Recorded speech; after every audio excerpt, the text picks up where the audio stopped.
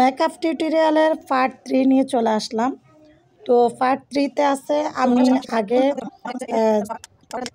Bru ফ্লাক্সারা যে eyebrow set করছিলাম concealer দিয়ে। তো সেটা হয়তো আপনারা এখন বলতে পারেন যে আপনি একটা ভিডিওতে মানে ভিডিও একটা কিন্তু কয়টা ড্রেস। আসলে আমি একটা ভিডিও দিই ঠিকই, কিন্তু এটার হচ্ছে আলাদা আলাদাভাবে ড্রেস হচ্ছে, কারণ আমি এই ভিডিওগুলো একদিনে করতেছি না। তো আমি কনসিলারটা সেট করে রেখে এরপরের পার্ট থেকে শুরু করি। তো এখন কনসিলার সেট করার পর লুজ পাউডার দিয়েছিলাম দেখছেন। এখন হচ্ছে শেড দেবো, এই জন্য চোখের উপর আমি বেস মেকআপের আমার মুখে যে বেস মেকআপটা দিব ওই কনসিলারটা দিয়ে আমি সুন্দর করে সেট করে নিচ্ছি। তো এখন হচ্ছে আমি আবার লুজ পাউডার দিয়ে এটাকে একটু ড্রাই করে নিব। এরপরে আমি আমার পছন্দ অনুযায়ী একটা শেড দিয়ে দেব। যদিও আমি সেরকম প্রফেশনাল আর্টিস্ট না, হ্যাঁ, আমি যতটুকু জানি ততটুকু আরেকজনকে শেখানোর চেষ্টা করতেছি। এটা আমি বারবার ভিডিওতে বলতেছি, কেউ আমাকে বাজে কোনো কমেন্ট করে কষ্ট দেওয়ার চেষ্টা করবেন না। আমার মতো যারা কাজ জানে না, আমার মতো যারা নতুন মেকআপ শিখতে চান, আমি শুধু তাদের জন্য এই মেকআপ ভিডিওগুলো পোস্ট করতেছি।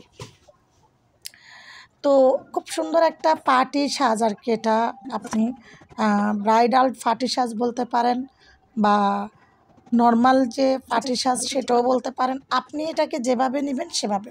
তবে আমার কাছে মনে হচ্ছে এটা একটা ব্রাইডাল পার্টি সাজের থেকেও কম না, মাশাল্লাহ। তো যাই হোক, এই সাজগুলো কিন্তু বড় বড় পার্লারে কিন্তু আপনার থেকে প্রায় 1000-1500 টাকা পর্যন্ত এই পার্টি সাজগুলো নিয়ে নেয়।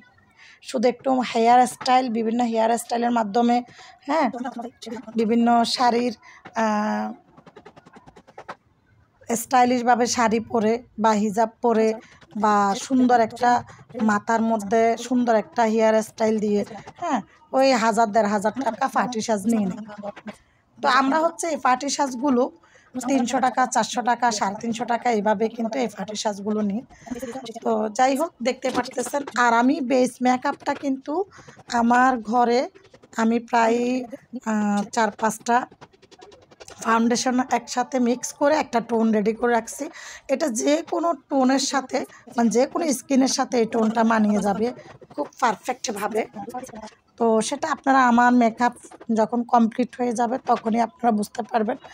তো আমি শেডগুলো দেওয়ার পরে কিন্তু একটু লুজ পাউডার মুখে ভালোভাবে অ্যাপ্লাই করে নিচ্ছি। অ্যাপ্লাই করে নেওয়ার পরে কিন্তু আমি এই যে দেখতে পারতেছেন এই ব্লাশনটা দিয়ে দিচ্ছি।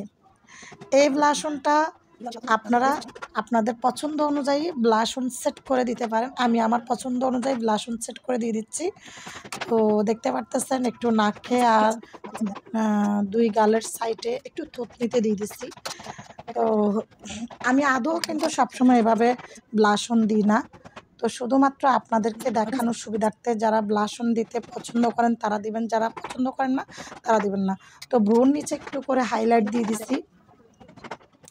তারপরে এখানে আরেকটু ভালো করে আমি ব্রাশ দিয়ে এখন নিচে ঠোঁটের উপর একটু ব্লাশন দিয়ে দিচ্ছি, হাইলাইট ব্লাশন।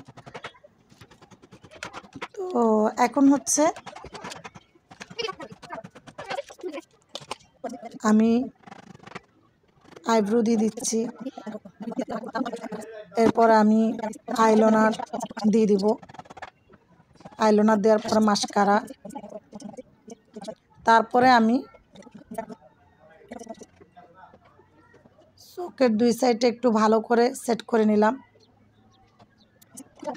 যাতে দেখতে একটু আকর্ষণীয় লাগে।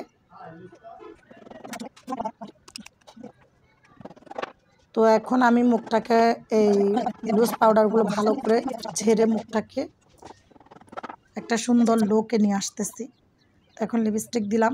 প্রথমে আমি কিন্তু লিপ লাইনার দিয়ে ঠোঁটটা এঁকে নিয়েছি, তারপর আমি লিপস্টিকটা দিয়ে দিয়েছি আমার পছন্দ অনুযায়ী।